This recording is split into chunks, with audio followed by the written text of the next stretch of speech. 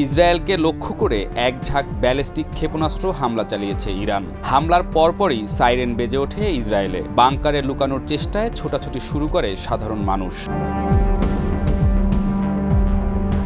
ইরানের পররাষ্ট্রমন্ত্রী Abbas Araghchi জানিয়েছেন, ইসরায়েল যদি ইরানে হামলা বন্ধ করে তাহলে ইরানের প্রতিক্রিয়াও বন্ধ হবে। ইরানি গণমাধ্যমের তথ্য অনুযায়ী ইসরায়েলি হামলায় দেশটিতে বহু মানুষ নিহত ও আহত হয়েছেন। অপরদিকে ইরানের হামলায় ইসরায়েলে এখন পর্যন্ত কমপক্ষে ১৩ জন নিহত ও ৩৮০ জন আহত হয়েছেন।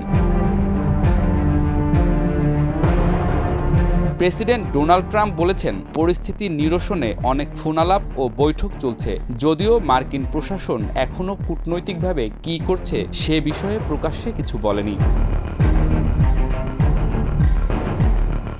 জানা গেছে, সাম্প্রতিক দিনগুলোতে যুক্তরাষ্ট্র তাদের কূটনৈতিক উপস্থিতি কিছু দেশে কমিয়ে আনে। ধারণা করা হচ্ছে ইরানি সামরিক স্থাপনাগুলোর উপর হামলা হবে। এই আশঙ্কায় মার্কিন সামরিক বাহিনীও সতর্ক অবস্থানে রয়েছে যদি পরিস্থিতি নিয়ন্ত্রণের বাইরে চলে যায়।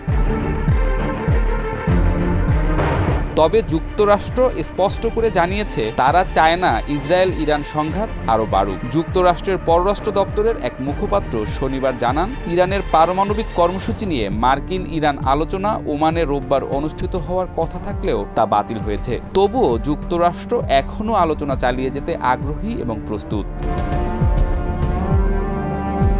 ট্রাম্প সামাজিক যোগাযোগ মাধ্যমে বলেছেন, ইরান ও ইসরায়েলের মধ্যে পরিস্থিতি শান্ত করতে অনেক ফোন কল ও বৈঠক চলছে। এটাই প্রথমবারের মতো বিশ্ববাসী শুনছে, কারণ মার্কিন প্রশাসন প্রকাশ্যে এখনো কিছু বলেনি যে তারা কূটনৈতিকভাবে কী করছে।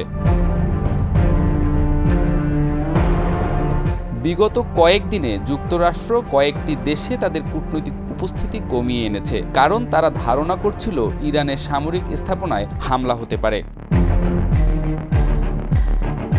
এছাড়াও পরিস্থিতি নিয়ন্ত্রণের বাইরে চলে যাওয়ার আশঙ্কায় যুক্তরাষ্ট্রের সেনাবাহিনী নিজেদের সামান্য উচ্চতর সতর্কতায় রেখেছে। তবে এটা বলা হচ্ছে, যুক্তরাষ্ট্র সরকার এই সংঘাত আরও বাড়তে দিচ্ছে না।